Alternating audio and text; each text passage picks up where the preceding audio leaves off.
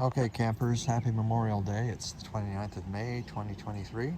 I just finished uncrating my replacement door. This door will go in that spot sometime over the next week, hopefully in the next few days. I don't have time to really get started on it today, but I just had to see what it looked like. So I got it out of the box, did a great job of crating it up with this box, and the door is in very good condition as far as I can tell.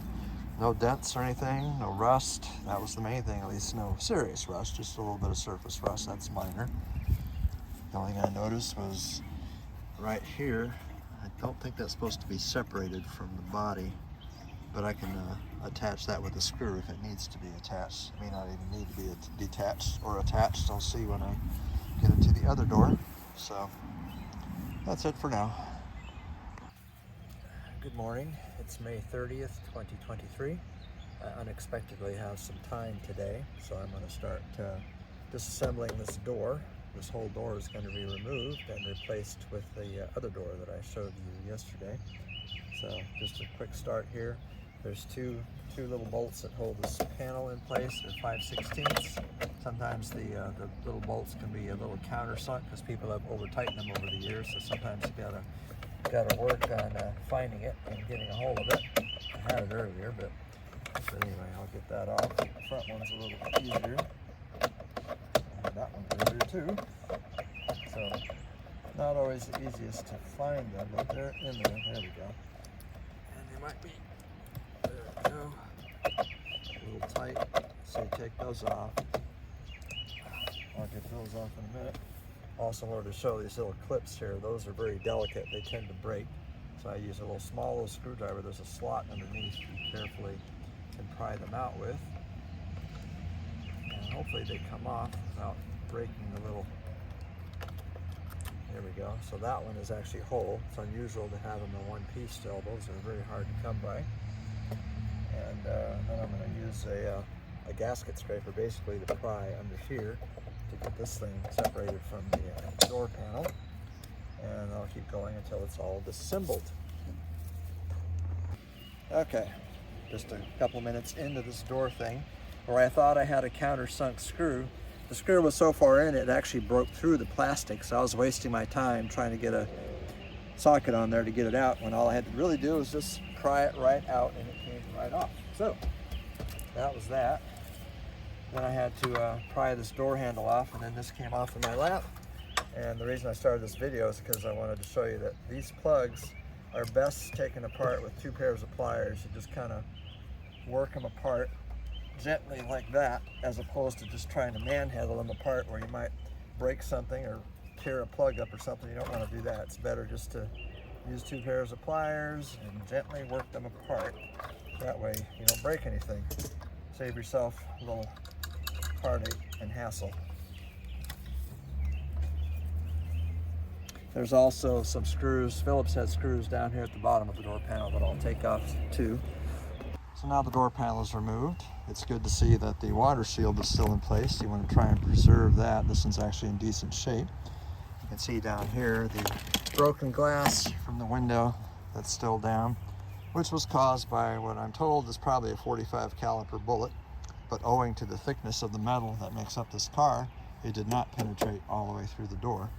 And here's the door panel removed. It does have some damage, mainly because the car sat out in the rain with the windows down for so long, but it's still salvageable. So you can see all the broken glass inside the door. So I will actually be wearing gloves. I normally don't wear gloves or shoes, but in this case, I'm going to use a vacuum cleaner and get as much of that broken glass out of there as possible. Don't need to have it laying all over the yard and stuff to step on later. So I got the broken window out now. It's laying on the ground here. And there's the replacement. Notice the metal frame is gray or aluminum colored, while this one is black. I don't know why Ford, made the change, but dimensionally they're the same.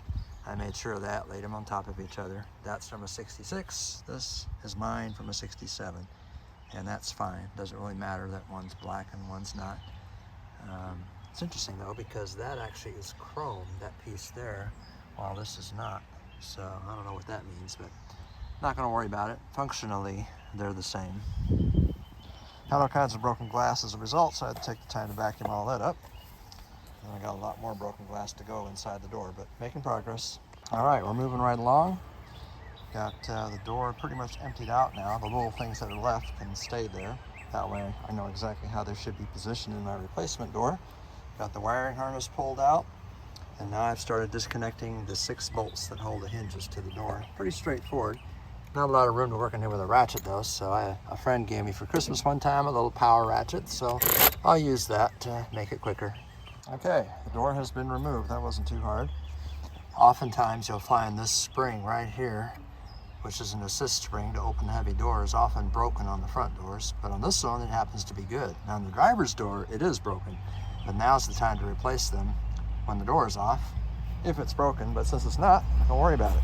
So there sits my old door, and now I'm going to grab the door right there off the seat and begin attaching it. This is exciting. All right, there's my replacement door in place. Sure, it's a different color, but paint will take care of that. The important thing is it's not rusted out on the bottom, there's no dents in it. That was the whole idea. I think I've got it adjusted pretty well. That spring really works well. It keeps that door open until I get the latch in place to close it, but I think I got it lined up pretty good. Ran my hands over it and everything, and it seems, you know, pretty good. So I think it'll be good. Maybe not perfect, but I'm not a body man, but should be good enough for now anyway to finish putting it together. So I'm pretty excited. All right, folks, end of day report for May 30th. I had pretty good success. I'm kind of proud of how this worked out. I now have a door with a window that's closed, so now I can seal the car up. It's pretty cool. Fits nicely and everything. Did make one major faux pas, however. That's going to mean I got to backtrack quite a bit here.